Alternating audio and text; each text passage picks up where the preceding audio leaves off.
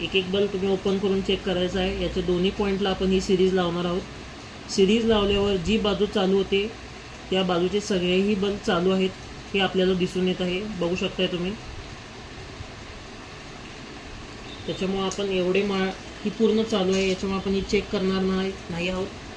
परत आपण आता जिथपर्यंत या साईडचं पार्ट बघतोय इथं आपण सिरीज लावलेली आहे। इथं सिरीज लावल्यावर पण कळून येते की हे सगळे बल्ब चालू आहेत, त्याच्यामुळे आपण हेही पूर्णपणे चेक करणार नाही आहोत। आता राहिला फक्त हा भाग आहे, या भागात आपण लगेच सिरीजनं चेकिंग करून घेणार आहोत।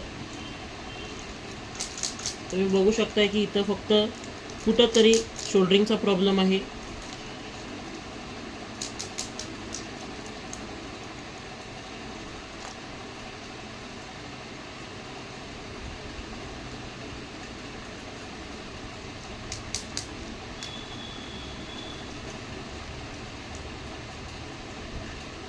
हे बघू शकताय तुम्ही, हा शोल्डरिंगचा प्रॉब्लेम असतो। निव्वळ एवढा फॉल्ट असल्यामुळे तुमची घरातली माळ बंद पडू शकते। एकदम सोप्या रीतीने आपण माळ टेस्टिंग करून घेऊ शकतो घरगुती पद्धतीने, कुठल्याही इलेक्ट्रिशियनकडे न जाता।